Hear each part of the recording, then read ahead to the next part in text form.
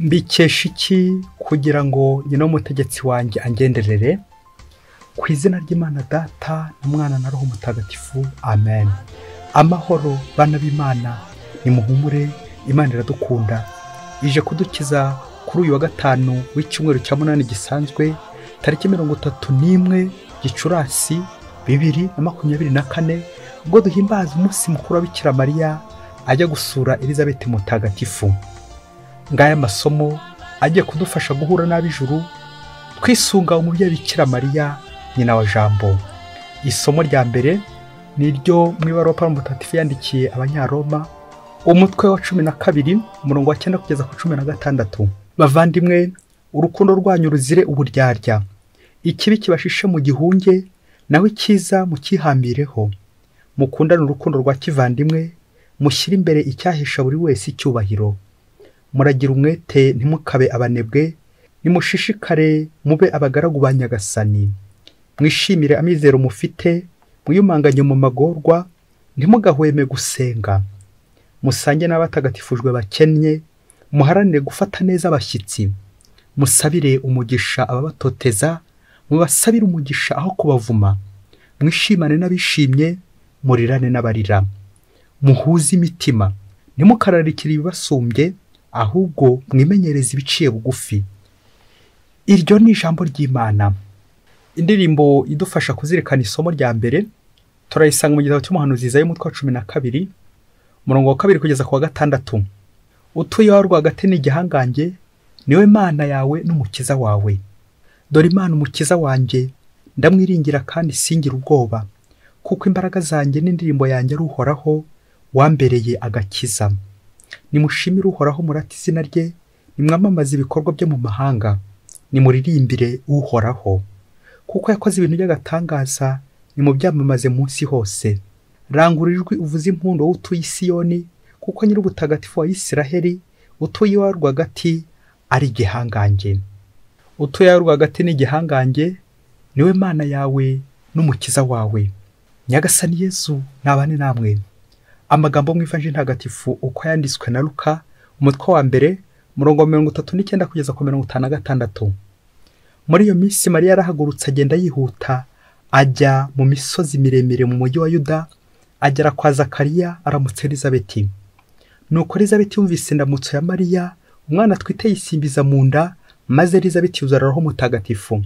Arangura ijwi ati, wahebuje abagore bose umugisha, n'umwana utwite arasingizwa. Mbikesha iki kugira ngo nyina w'umutegetsi wanjye angenderere? Dore mbaye ntumva indamutso yawe, umwana yisimbizanya ibyishimo mu nda yanjye. Urahirwa wowe wemeye ko ibyo watumweho na Nyagasani bizaba. Nuko Mariya nawe aravuga ati, umutima wanjye urasingiza Nyagasani, kandi uhimbajwe n'Imana umukiza wanjye, kuko yibutse umuja utavugwaga. Rwose kuva amasekuruza yose azanyita umuhire. Ushobora byose yankoreye ibitangaza, izina rye ni ritagatifu. Impuhwe ze zisesekarizwa abamutinya mu bihe byose. Yagaragaje ububasha bw'amaboko ye, atatanya abantu birata. Yahanantuye abakomeye abakura ku ntebe zabo, maze akuza ab'intamenyekana. Abashonje yabagurije ibintu, abakungu abasezera amaramasa. Yagobotse Isiraheli umugaragu we, bityo yibuka impuhwe ze, nk'uko yari yarabibwiye abakurambere bacu, abigirira Aburahamu n'urubyaro rw'iteka. Mariya yamaranye na Elizabeti nk'amezi 3, abona gutaha. Iyo ni Ivanjili ntagatifu. Mariya yamaranye na Elizabeti nk'amezi 3, abona gutaha. Ubwo hari habaye iki? Nibwo Elizabeti yaramaze kubyara. Bayoboke b'Imana, nimugire Yezu na Bikira Mariya. Tugahaye ikaze rero hanga kuri Buri Munsi, ukubwe neza, tujya gutaramana n'umubyeyi Bikira Mariya, ubundi dutaramira Imana, dusingiza Imana tunyuze ku mubyeyi wacu Bikira Mariya. Umunsi umwe ngo umushoferi yatambutse mu nzira, none haza guhura n'umugenzi uri ku nzira, amutega ikiganza nyine ujya kumusaba rifuti. Ngo yari afite agafuka, shoferi we ntiyarazi kirimo. Nuko umushoferi amuhereza rifuti, undi aricara ashyiramo n'akagafuka ke. Shoferi amaze guhaguruka nka metero 10 gusa, nuko umugenzi akubita ku modoka ati, mpagarika nashyitse. Shoferi aribaza ati, ese uhitse gute? Nuko umugenzi aramubwira ati, yewe narinje kumena imyanda mu ngarani iri hafi ahangaha munsi y'urugo. Nuko tubayeho dusanzwe dutega imodoka kugira ngo tugere ku ngarani, tumena imyavu. Nuko wa mushoferi akomeza urugendo, na n'ubu aracyari gutangara, atangarira umugenzi metero 5 gusa cyangwa 10 gusa, ngo arasaba lifti abanza atege imodoka agiye kumena imyanda mu ngarani iri munsi y'urugo rwe. Mbega kumiro. Uzi ko ejo n'ejo bundi bitewe n'iterambere aho rigeze, ejo bundi ushobora kuzabona umuntu uri gutega ati yewe nta modoka iri hano yangeza ku bwiherero hafi angaha, nta modoka iri hafi angaha yangiza kuri dushe. Nibwo uzasanga abantu bamwe batakijya muri dushe, batakiyuhagira, kubera ko nta modoka barabona ibagezayo. Umwanda wabaye wose ntibakijya muri dushe kubera ko nta modoka barabona ibagezayo. Ngugu ubunebwe, ngumwete muke. Abayoboke b'Imana nimugire Yezu na Bikira Mariya. Uyu munsi kuri tariki ya nyuma y'ukwezi kwa 5, ukwezi kwahariwe Bikira Mariya, turahimbaza Bikira Mariya gusura Elizabeti mutagatifu. Nibukiro rya kabiri mu cyo kwishima, dusaba inema yo gukundana. Nyuma kumva isomo rya mbere twavanye mu ibaruwa Pawulo mutagatifu yandikiye Abanyaroma, isomo ridushishikariza kugira urukundo, kwakira abashyitsi neza, tukabagusha neza, tukabagira neza, bakagubwa neza. Ibyo byose tukabikora urukundo rutaryarya. Akamvugo cyarati nigira iti patria est ubi mukwe bene, ta patrie est là où on est bien accueilli. Ngo igihugu cyawe naho ngaho nyine bakwakiriye neza. Iri somo rero rikaze dushikariza kwakira abashyitsi neza, gufata neza abashyitsi. Umushyitsi nagera iwawe akumva ko ari igihugu cye, feel at home, akumva nyine ko ari we, urisanga aho hantu. Rero hari urukundo, Imana ibihari. Utuye wa rwagati ni gihangange, niwe Mana yawe n'umukiza wawe. Utuye mu ngoro, aho hantu uzakirira abandi neza, angaho Imana irahari. Na nyuma kumva ivanjiri twakiriye none, itwerekeza ku mushyitsi mukuru, umushyitsi w'ikirenga, Bikira Mariya uri kwakirwa kwa Elizabeti, kubera uwo atwaye umushyitsi ukomeye cyane, atwaye umukwe Yezu Kristo, umucunguzi w'abantu. Kubera rero uwo atwaye, bitumye koko agira agaciro, icyubahiro mu rugo rwa Elizabeti. Akamvuga Kinyarwanda igira iti umushyitsi muhira kurisha imbuto. Turazirikana nyine Bikira Mariya ageze kwa Elizabeti, uburyo Elizabeti agiye kurya imbuto kubera icyubahiro amuhaye, kubera uyu mushyitsi ukomeye uje amusura. Tukibuka rero Bikira Mariya wari utwaye Kristo amushyira Elizabeti. Hagati aho abitwa ba Christofori turabasuhuje. Christofori ni ijambo ry'ikigereki ndetse n'ikilatini Christus fere, rivuga ngo gutwara Kristo, portelo Christe. Tukibuka Bikira Mariya nyine Christofori wari utwaye Kristo amushyiriye Elizabeti. Rero muri aka kanya tugatangarira urwo rukundo rwa Bikira Mariya, tugatangarira umwete wa Bikira Mariya, iryo shyaka rya Bikira Mariya, kugeza nubwo akoze urugendo rurerure ajya gusura mubyara we, ajya gusura Elizabeti amushyiriye Kristo. Gutwara Kristo ukamushyira abandi.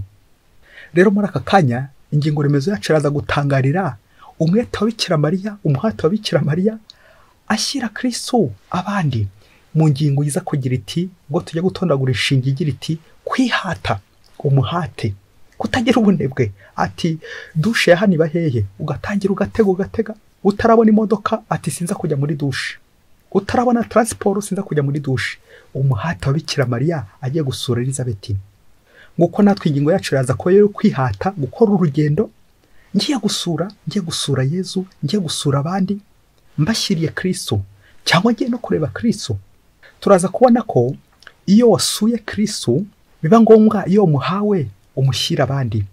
Urugendo rwa Bikira Mariya ruraza gutwerekeza kuri misa ntagatifu dukora, handi tujya gushaka Kristo, twamubona mu ijambo rye, muri bagenzi bacu, mu Karisiya, ubundi tukamutwara tukamushyira abandi, tukajya mu butumwa gushyira Kristo abandi. Nguru urugendo natwe dusabwa kwigana buri gitondo, buri misa, kongera kuzirikana urugendo rwa Bikira Mariya, we wabwiwe na marayika ko azabyara umwana w'Imana, atwaye Kristo none amushyiriye Elizabeti. Ngiye misa tugahabwa Kristo, tukakira Kristo, ariko tukaza kumushyira abandi. Natwe igihe dutwaye Yezu duhinduka ba Kristofe.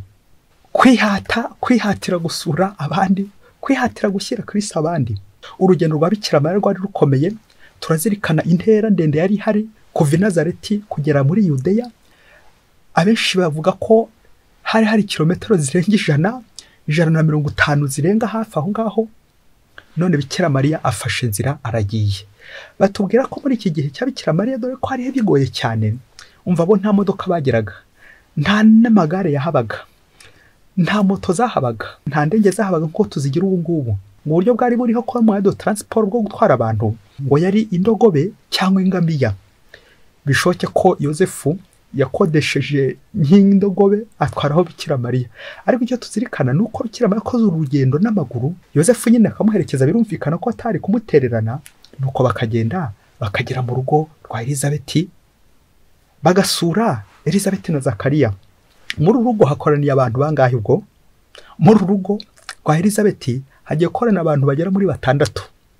Nande hari Yosefu, hari na Bikira Mariya, hari Yezu batwaye, hari noneho Elizabeti, Zakariya ndetse na Yohani. Uru rugendo rurashaka gutwereka isano Yezu afitanye nande?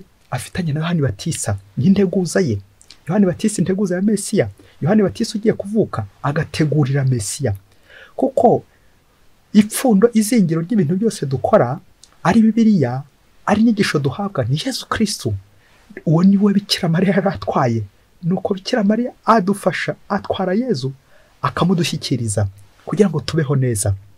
Tukazirikana Bikira Mariya ukuntu atakanzwe n'urugendo rurerure maze akihata ubwo wa muhate agashyira nzira.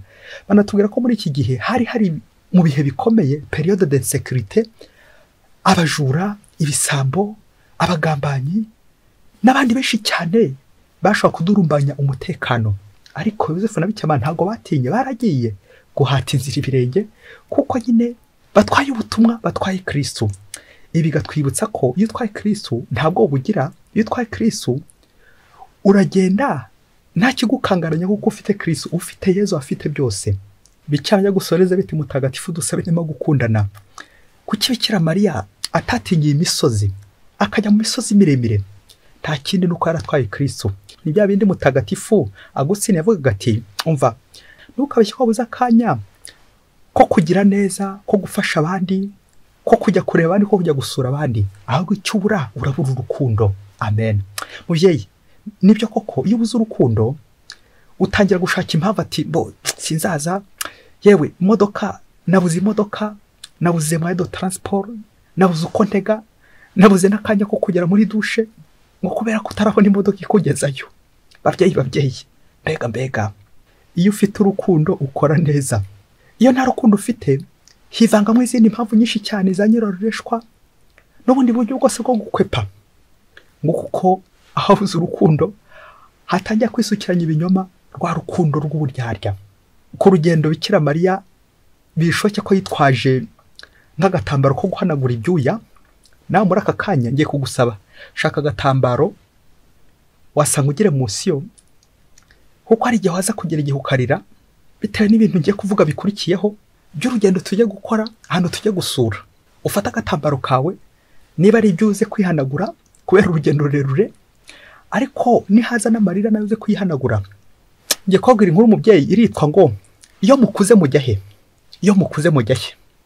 Ngo umunsi umwe hirya kure cyane muri Afurika, trelo ngo mu myaka nyuma Yezu Kristo, iyo hirya kure cyane trelo, ngo mu seminari imwe yareraga abaziha Imana. Nuko ngo muri iyo seminari ngo harimo umusore ugira umwete, ufite Niba kwe, ariko cyane akagira ubuyoboke ku myitozo ibiri ya roho y'ubusabanira-Mana, gushengerera ndetse no kuvuga ishapure. Nuko ngo umunsi umwe abarezi bamurera bakajya babona buri gitondo cya kare arabyuka mu museke ajya gushengerera. Nuko na nimugoroba bagahora bamubona yagiye mu ngoro ya Bikira Mariya ari kuvuga ishapure. Nuko abayobozi baramukunda rwose, uburyo muri iki gihe hari umusore ushobora gukora iyo myitozo kandi bikagenda neza. Igihe cyaje kugera wa musore arangije kwiga iseminari, waza guhabwa ubupadiri. Ako kanya kubera umwete bamubonanaga akiri muri formation, akiri kwiga kuri ya myitozo ibiri, abayobozi bafata icyemezo cyuko bajya guhita bamugira le supérieur, umukuru kugira ngo byibuze azafashe n'abatoya. Iyo myitozo ibiri, imyitozo ya roho, abantu benshi kunze kunanira muri iki gihe, abato cyane, abajene n'abandi bose bafite umwete muke. Kwa mupadiri arakomeza, nyuma amaze kuba mukuru bihura n'inshingano nyinshi yari afite nyinshi cyane, guhera mu gitondo ari gukora, nimugoroba agakora, imirimo myinshi cyane, imirimo myinshi cyane. Uzi ko nyuma y'igihe gito yatangiye kugenda ananirwa. Kakanya ko kujya gushengera mu gitondo mu rukerera arakabura, ntiyongeye gukabona. Akanya ko kuvuga ishapure ku mugoroba atambagira mu ngoro ya Bikira Mariya ntiyongeye kugerayo, ahubwo nimugoroba arangije imirimo. Uzi ko igihe cyaje kugera mubyeyi, ahangaha biraza kugusaba kurira. Nuko uyu mupadiri wageze igihe ahura n'ikigare ikigurupe kiramutwara. Nuko yarangiza imirimo yarashinzwe y'ubutumwa, aho kugira ngo atambagire muri ya ngoro ya Bikira Mariya avugire mu ishapure rozari, ahubwo cya kigurupe, cya kigare kikamujyana mu ikabare, akaba ari aruhukira, bakaruhuka nayo. Uko kuruhuka rero, uko bari gufata icupa, burya icupa rijyana n'inyama na burushete nako. Ubwo iyo tuvuze inyama nyine, izo nyama n'ibindi byinshi cyane wafatana n'icupa byose bikajyana. Nuko yataha yaguye agacuho, bishoboke ko atakiri kuvuga. Nuko mu gitondo bikaba ngombwa ko bajya kumukangura ajye gusoma misa. Bagiye muranyumvira. Ubwo aho gukanguka n'ubundi, kubera imbaraga nkeya, umwete ntawe agifite wo kubyuka ajya gushengerera, akabyukana intege nke, akabyuka bamubyukije. Ndetse igihe cyaje gukomeza aba muri ubwo buzima, ari ya shapure, ari kwa gushengerera Yezu mu Karisiya, ntiyongeye kubikozwa, kandi ari cyo abakuru bari baramuhitiyemo kugira ngo azabitoze n'abatoya. Aho kubitoza ibyo, ahubwo ubwo saza abatoza iki kindi.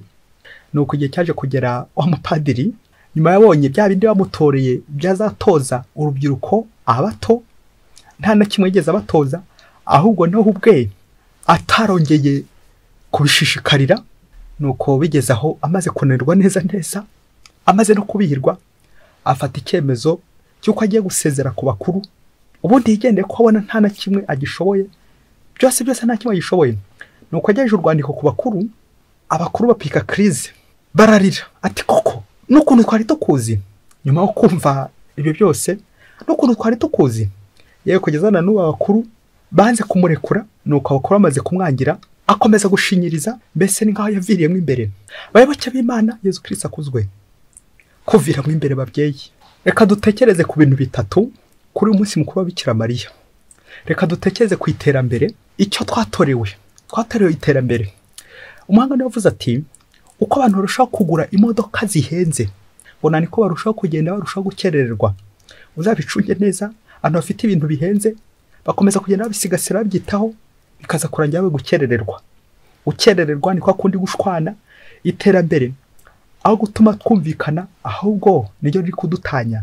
Abantu bakivuga rumwe kubera iterambere iryo bahugiyemo. Imodoka zihenze zazize tuba nyine dukerererwa, n'ibindi byinshi cyane ugasanga twaragiye dukererwa mu by'Imana. Twateye imbere mu by'isi, ibintu bihenze, ikoranabuhanga rihenze, ariko Imana twayiteye umugongo, twateye inyuma, twateye ishapure umugongo. Ya ngoro ya Bikira Mariya tuyikandagiramo, inzu ya Kristo tuyikandagiramo, ingoro y'Imana tuyikandagiramo, ntitugisenga, ntitugitwara Yezu, ntitugishengerera, ntitukireba Kristofe. Kristo twaramutaye. Utwaye iki niba udatwaye Kristo? Iterambere mu by'isi, ariko iteranyuma mu by'Imana. Mbega kaga, mbega amarira. Icya kabiri twazirikana ni interuro, iyo mukuze mujya hehe. Uku muri za formation tukiga ubwenge bwinshi cyane, ariko si ubwo ubwenge umaze kumenya ukoresha iki. Iyi ni interuro mwarimu watwigishaga filozofiya muri filozofikumu yajya adusubiramo kenshi ati, iyo mukuze mujya he iyo mukuze mujya hehe. Na n'ubu ntiturabyumva, bishoboye ko tuzabyumva kera. Iyo mukuze mujya hehe? Muri kwiga, muri abantu b'Imana, muri kwitegura ubupadiri, muri kwitegura kwiha Imana. Iyo mukuze mujya he Iyo nteruro kugeza n'ubu ntiturayumva. Nawe rero nanjye hari igihe tugatangira na Yezu, ariko se nyuma bigenda bite? Hari igihe umusore n'umukobwa batangira barambazigizanya, bari kwitana bashiri, shushu, n'utundi tuzina twinshi cyane twiza, ariko si iyo mukuze mujya he sha? Iyo mukuze mujya hehe? Iyo mumaze gushinga urugo aya mazina mwongera kuyagarukaho cyangwa mutangira mutukana? Mbere mwatangiraga mu wese atakundi, ariko noneho wese asiga atukundi. Watangiye ukunze ubuzima bw'abihaye Imana, ariko ubanza wabakwereka wabatuka wabamara kubera ko wabihiwe. Kristo yavuye iwawe, ntabwo gitwaye Kristo. Kristo yarazimiye. Iyo udatwaye Kristo uba utwaye sekibi, udatwaye urukundo uba utwaye urwango. Iyo mukuze mujya he sha? Iyo mukuze mujya he? Nawe rero uze kongera urebe ukuntu washashagiranaga mbere mu by'Imana, ugakandagira, ugapfukama, ugasenga, za noveni wakoraga, ibitaramo wakoraga byinshi cyane, uburyo wari uyobotse Bikira Mariya. Ese ko ari ukugira ngo bakubone, nibarangiza gukubona ubundi uhite wiyambura rwa ruhu rw'intama, wambara uruhu rw'ingwe, wambara uruhu rw'ikirura? Nk'uko tugenda twibombarika kenshi cyane, tukitwara neza nk'abantu b'Imana, ariko twagera imbere tukiyerekana uko turi nyine. Ese ni Kristo wari utwaye? Bishoboke ko wari umutwaye ariko ukaba waramwambuye, ukaba wariyambitse ibindi bikorwa. Ahari kuba hari Kristo hagiye ibikorwa by'umwijima. Ingoro ya Kristo ntukikandagiramo, usiga wikundira nyine isoko, ikabare n'ibindi bigare byinshi cyane. Ya magurupe arwanya Imana, ya magurupe agenda mu ngeso mbi, none Imana yabuze umwanya wawe. Iyo mukuze mujya he sha? Iyo mukuze mujya he? Icya gatatu ngiye gusorezaho, exercice de piété, imyitozo y'ubusabanira Imana. Buriya umusore n'umukobwa bagiye gushyingirwa, uwabatoza yagombye kubatoza ishapure ndetse no gushengerera. Iyo myitozo yombi ni uguhura na Yezu na Bikira Mariya. Tuzasanga abatagatifu benshi iyi myitozo yombi bari bayikunze bikomeye, ishapure ndetse no gushengerera. Ntabwo byabavaga iruhande, kuko bazi nyine agaciro ka Bikira Mariya utwaye Yezu ushyiriye Kristo abandi. N'undi wese ugiye kwiha Imana, ari ugiye gushinga urugo, iyi myitozo ibiri uyicaho akarongo, ishapure ndetse no gushengerera. Iyo uyikora neza uzaguma iruhande rwa Yezu, ugume iruhande rwa Bikira Mariya, Bikira Mariya kujyane akugeze kuri Yezu, ubundi ugume kwa Yezu. Buri iyi ntore itora icyo uwayitoje yataye, bityo ikarushaho kumererwa neza. Gutoza abandi, tekeza nawe watorewe gutoza abandi, byarangira ahubwo akaba ari uri kubata. Ubusuzongero batore ryari, nk'uko ushobora gutangira bari kugutoza mu seminari nkuru, bari kugutoza mu seminari, bari kugutoza mu nzu y'abihaye Imana, bari kugutoza kuzagera ku muhamagaro runaka, ukagenda wambaritse ukamera nk'umuntu mwiza, umuntu w'Imana. Ariko si iyo umaze kubigeraho bigenda bite? Iyo mukuze mujya he sha? Iyo mukuze mujya he? Imyitozo ibiri aho ngaho urakitoza. Erega batubwira ko nyine gusenga ari ukwitoza. C'est un forgeron qu'on devient forgeron. Ngo umucuzi aba umucuzi abyigana.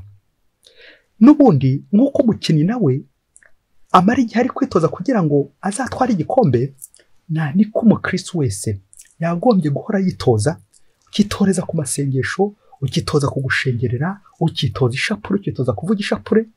Umva, ibyo nibyo bizerekana nyine ko ufite ubuyoboke kuri Bikira Mariya. Kuko Bikira Mariya asenga mu kigo cyacu, dusengana na Bikira Mariya tuvuga ishapure, tukagumana nawe kugira ngo tugeze kuri Yezu, atujyane natwe dushyire Yezu. Rero wongera urebe aho usiga witoreza. Birumvikana niba witoreza mu kibuga cy'umupira, ubwo nyine uzaba umukinnyi ukomeye. Niba witoreza mu ikabare, uzaba umusinzi. Niba witoreza mu nzu y'indaya, nawe wumva ikintu uzaba cyo. Niba witoreza mu kiliziya, uzaba umuntu usenga, uzaba Christophe. Buri wese rero ngera acunge ahantu ajya yitoreza. Aho witoreza rero ku mugoroba cyangwa mu gitondo, iryo ni izina niryo zitwa mu minsi iri imbere. Ntiwabura kuba uvira mu bihaye Imana niba utavuga ishapure, niba udashengerera. Ntiwabura kuba uvira mu rugo rwawe niba utavuga ishapure, niba udashengera, niba udasenga. Urwo rugo ruri kuva. Icyaduha natwe ngo twige tube ba Christophe, twigane Bikira Mariya, natwe dutware Yezu, tumushyira abandi buri munsi. Uwo muhate mubyeyi, ese uri kwihata iki? Ikigaragara, iyo hari ibintu bari kuguhata, birangira nyine n'ubundi uba umeze nka kwa kundi umupira uwupompa wahura nagaho kamwe ugahita utangira kugusinyara, ugahita uva mu mwuka. Uko niko n'ubundi niba gutoza amasengesho ntuyatore, bizamera nyine nk'uwo mwuka uri mu mupira igihe kizagera nyine irangire wa mwuka uvuyemo. Kubera iki? Ntabwo wowe wabyinjije iwawe, baragutoje ariko wowe ntiwigeze witoza. Baraguhase bakaguhatira gushinga urugo, bakaguhatira kwiha Imana, ariko bitakurimo. Niba bitakurimo n'ubundi bizamera nyine nk'uwo mupira umwuka ushiramo bikarangira batongeye kuwukina. Ariko niwihata nguko mubyeyi aho ushaka gusoreza, kwihata wo ku giti cyawe nawe biguhatiye, ukajya gusenga nawe biguhatiye, ukavugisha ishapure nawe biguhatiye, ugashengera nawe biguhatiye, ibyo ngibyo bizaramba kuko uzaba uri kumwe na Bikira Mariya. Ibyo ukozeho byose bizagenda neza, uzagira umugisha. Bikesha iki? Kugira ngo nyine umutegetsi wa nyangenderere bicyajya gusura Elizabeti mutagatifu, dusaba inema yo gukundana. Mwese Imana ibahe umugisha. Imana Data na Mwana na Roho Mutagatifu. Amen. Padiri Masumbuko Ladislas wa Diyosezi ya Cyangugu.